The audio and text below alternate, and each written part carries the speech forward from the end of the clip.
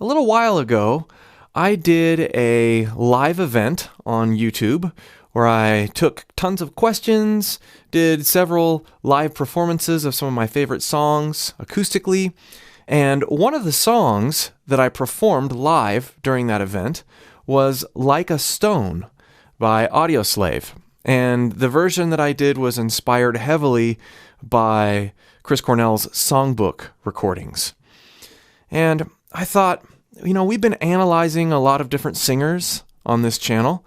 I've done several things regarding Chris Cornell also on this channel.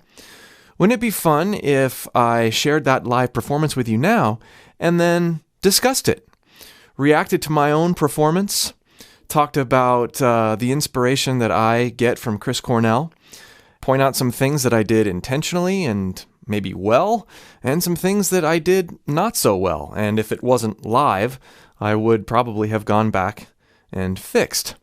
Listening to recordings of and watching performances of your own singing is one of the greatest things you can do as a vocalist. It's going to help you improve immensely. So I'm going to demonstrate how I do that with my own singing.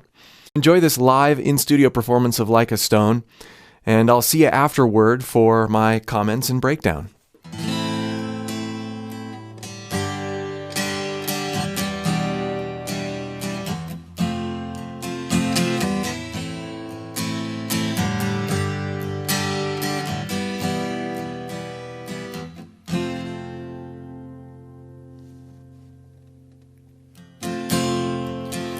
On a cobweb afternoon in a room full of emptiness by a freeway, I confess I was lost in the pages of a book full of death, reading I will die alone, and if we're good, we'll lay to rest anywhere we wanna go.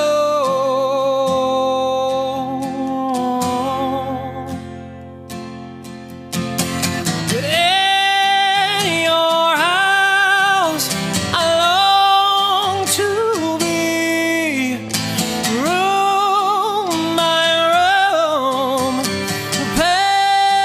patiently I'll wait for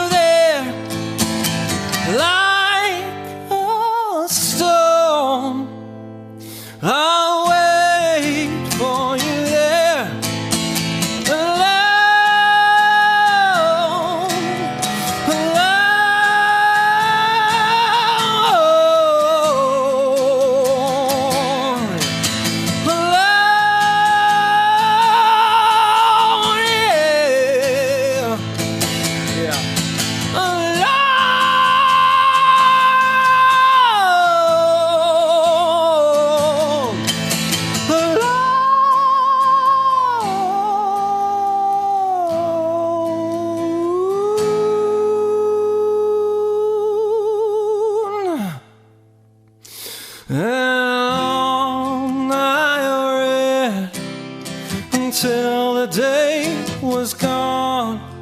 I sat in regret of all the things I have done, for all that I've blessed and all that I've wronged. In dreams until my death I will wander on. I will wander on. In your house I long to be. Roam my room patiently. I'll wait for you there like a stone. I'll wait for you there alone, alone.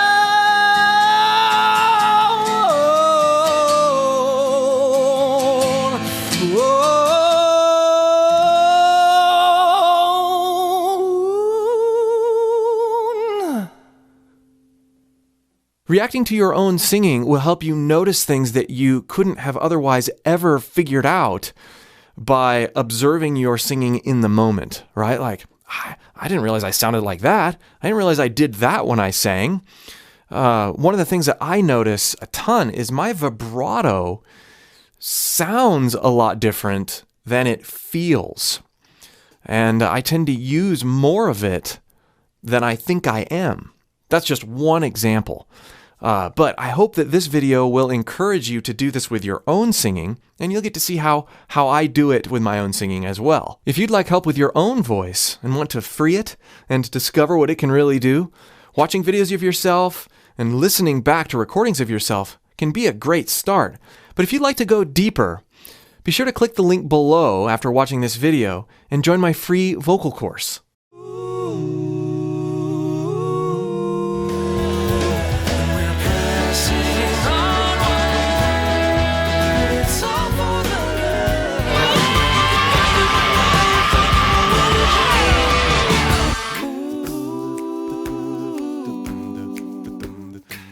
So all sorts of things to dive into after having observed my own performance of one of my favorite songs. One of the things I notice when I'm covering songs like this from singers that truly inspire me is that the way that I react when I'm singing to the inspiration of the original artist feels and sounds a lot differently when I'm performing versus when I'm observing. So what I think I'm communicating, I'm not necessarily communicating it the same way I think I am. And that's what's so fun, if you look at it correctly, about evaluating your own singing. It makes you better in so many ways. I don't think this performance and what I was communicating was bad, but it's definitely different than it felt coming out. So let's dive in. On a cobweb afternoon in a room full of emptiness by a freeway, I confess I was lost. All right, so I came out of the gate flat on a cobweb, and I ended up correcting it pretty quickly, but those first two lines aren't so good pitch-wise. The other thing that I notice is going into this, I was not singing all that forward, at least as forward as I thought I was. I was swallowing my vowels a little bit. On a cobweb. Not that drastically, but also something that as I started to climb in pitch, I had to fix. Otherwise, I wasn't going to be able to do what the song demanded. In the pages of a book. There, now it's fixed. Of a book, of a bar, as opposed to back. I'm now placing things forward into my nasal passage where it should be.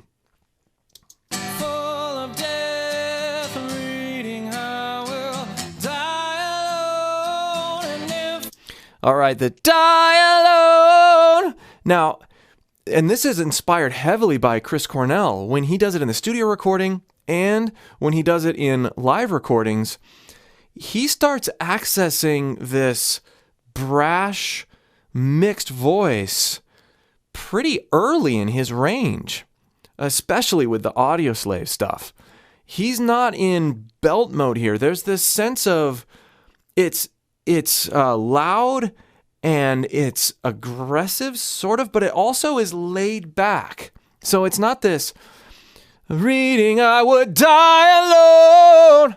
It's not that. It's reading I would die alone. Ah!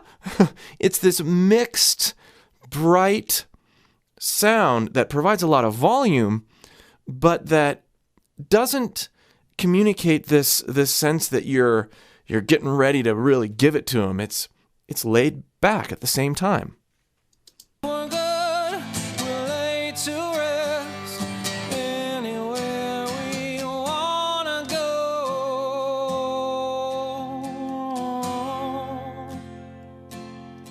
Adding a measure here and there is something that I really love about Chris Cornell's live performances, and I tried to do that for two reasons throughout, this performance and a lot of the live performances that I do. I'll cover that more in a little bit.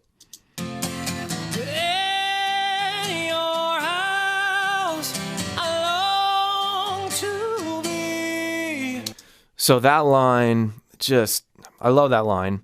And in live performances that Cornell does, a lot of times he will, get you into that chesty mix with a little bit of grit, a little bit of vocal fry in there.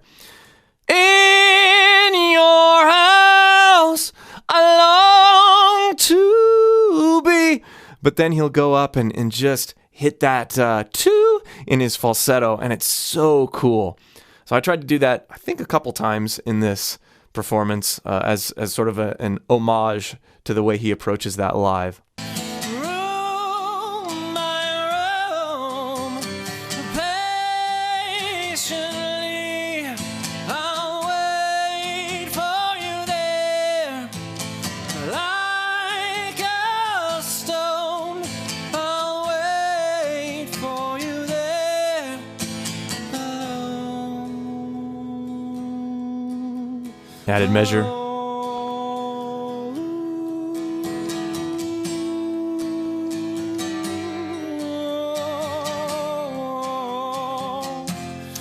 Now they're just almost channeling a bit of Jeff Buckley and Chris Cornell at the same time, because Cornell did some of that stuff too. Now here is the first place, and I've noticed this in many live recordings listening back, and I have to watch it. This is the first place I noticed where the vibrato that's coming out as I'm just sort of in the moment is much more extreme than I feel like it is in my head when I'm actually singing. And so I constantly have to check when I'm singing that I have to keep my vibrato in check. Otherwise, I end up doing way too much of it. And then also, at the very beginning of that chorus, I pronounced the word room two different ways. Room, that ooh sound, versus room, my room, room and roam. This is something that is very common as you start building in dynamics and you want to create a sound with your voice that feels more open to open up some of those vowels. And you notice Chris Cornell doing this too. I thought that if in the same line pronouncing room and roam in this, I don't know, that felt a little goofy to me. I probably would not do that again. I would either, room by room or roam by roam. I would do either or instead of both in the same line. But I think it's passable at least.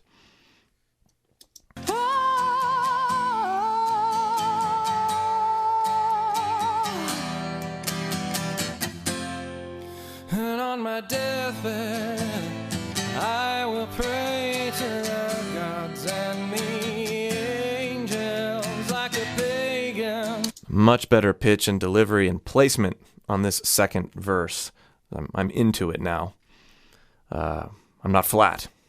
Anyone who will take me to heaven, to a place I recall. Now there, heaven, as opposed to heaven. I'm belting a little bit more. I'm much chestier there than I was on the first one. That adds to the dynamic. But you'll see me back off again here in a moment. It adds to the interest where I'm not always all in. There's a lot of ways I can approach different notes. There's a lot of ways that I can deliver emotion through that conscious dynamic of, here I'm going to belt, whereas the first verse I'm going to be more in a thinner, less chesty mix.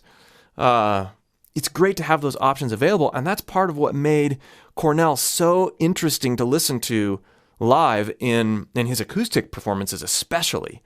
Definitely inspired by that.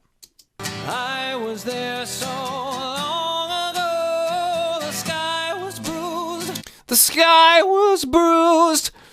There's one of those dynamic things I'm talking about where we're all in. The sky was, and then we kiss up there with our falsetto.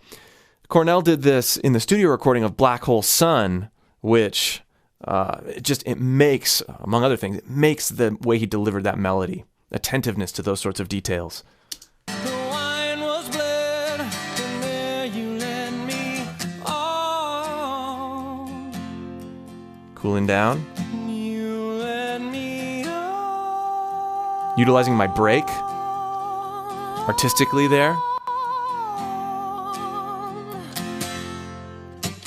In your house, I long to be. Falsetto again to the two. My room, patiently. I was more consistent with room that time. I like the way I did that much better. And I also like the amount of intensity. I'm using a lot of air. I probably could be using a bit more compression here, so not delivering quite so much air, and my voice wouldn't get as tired as you hear it getting towards the end of this section. I'll wait for you there, like a stone.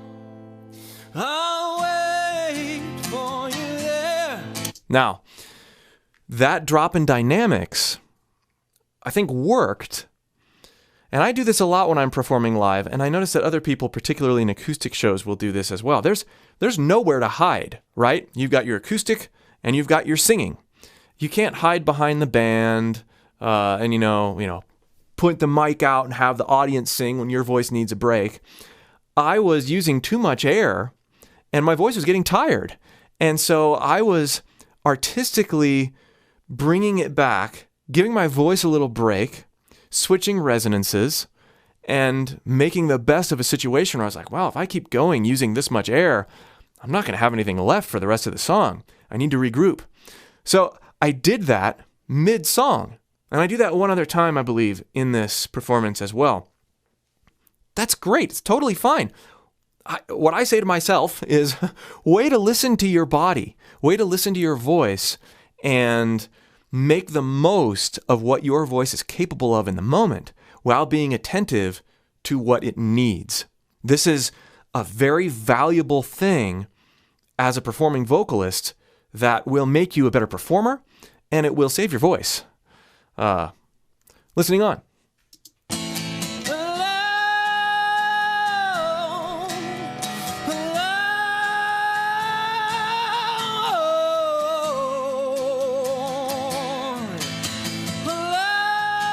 Saved up there.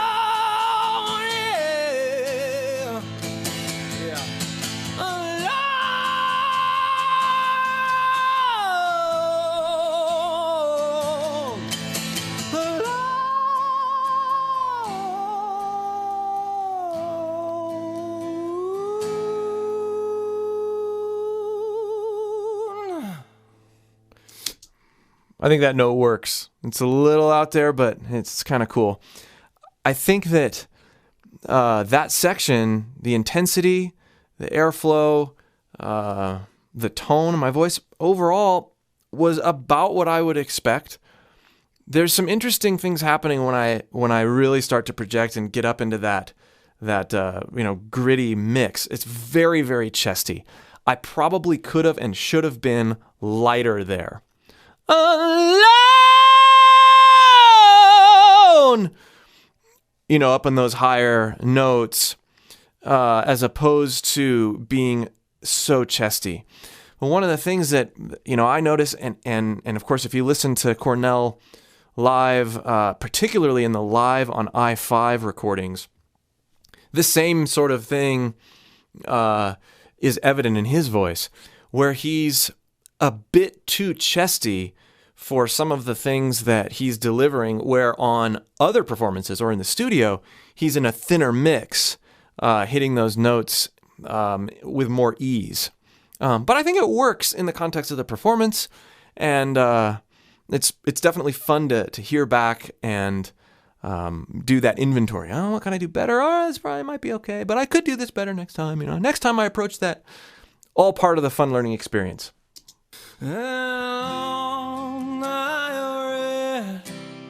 Until the day was gone. Nice vocal rest here.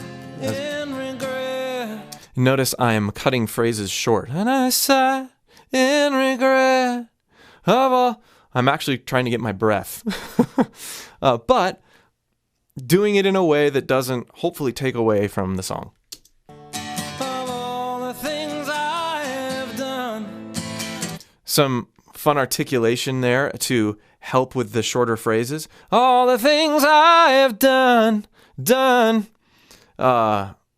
In the moment, those are fun additions, and if you don't do those kind of ornamentations, articulations too often, they can really add.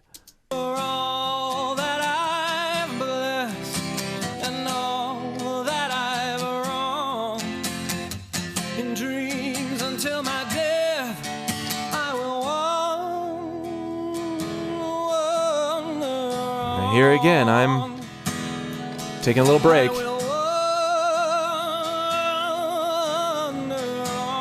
My vibrato again. This is the end. Full voice 2. Consistency on room. That worked out well.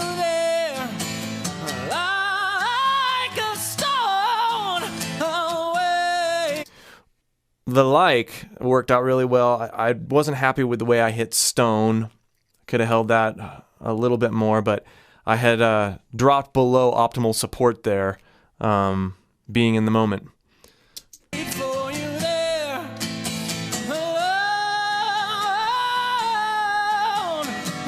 I liked that.